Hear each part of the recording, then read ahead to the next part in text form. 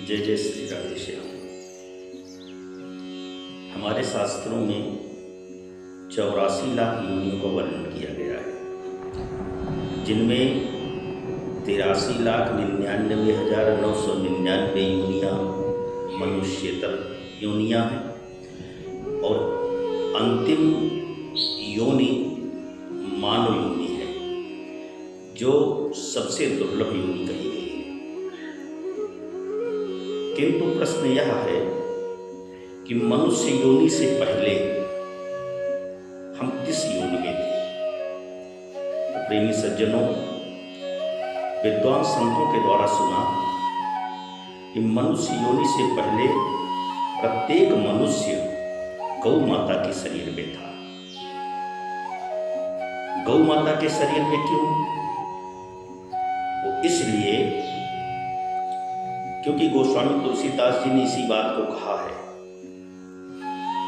कि पुण्य पुंज बिनु मिलाई न देही, जीव चराचर याचत जेही। अर्थात बिना पुण्य के पुंज के मानव शरीर मिल नहीं सकता। मानव शरीर पाना है तो पुण्य का अधिकाधिक होना नितांत आवश्यक है। विचारणीय बिंदु है प्रेमी सज्जनों, शास्त्रों में वर्णन आया कि गौ माता के रोम रोम में देवी और देवताओं का निवास है।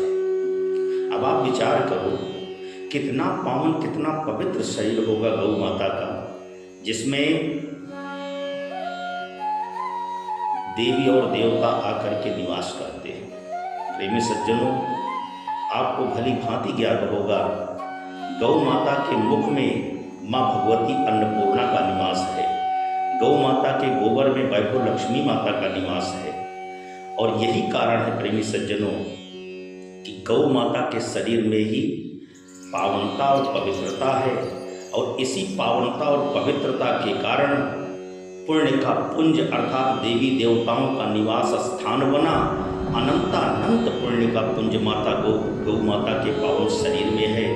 इसी कारण से गौ माता के शरीर में आने से पावनता और पवित्रता आई जीवात्मा में, सो उसे अंतिम शरीर मानव शरीर गिफ्ट रूप में उपहार स्वरूप परमात्मा ने प्रदान किया।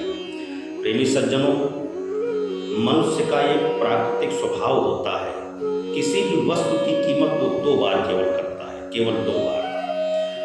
नंबर 1, किसी वस्तु की प्राप्ति से पहले, मिलने से पहले, और नंबर 2,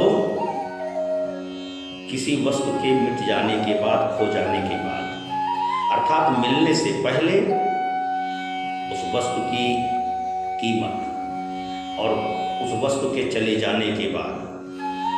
अर्थात आज गौ माता को हम लोग अपने अपने खूंटे से खोल कर भगा रहे हैं। प्रेमी सज्जनों, हम गौ माता को नहीं भगा रहे हैं। ये हमारा दुर्भाग्य है कि हम अपने उस स्रोत को, अपने उस अधिकार को, अपने सौभाग्य को अपने दरवाजे से भगा रहे हैं। प्रेमी सज्जनों, हम ये भूल रहे हैं कि उन्हीं गौ माता की पावन कृपा से आज हमको मानव शरीर मिला, अन्यथा कुकर और सूकर के शरीर में हम नाना प्रकार के कष्टों को भोग रहे थे। यदि गौ माता का शरीर हमें न मिलता, गौ माता की कृपा न मिलती, तो आज मानव देह न मिलता।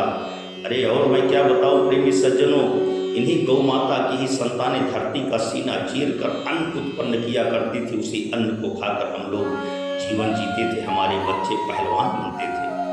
लेकिन आज जब तक गौ माता दुग्ध देती है, अपने खूंटे पर बांध कर रखते हैं, दूध देना बंद।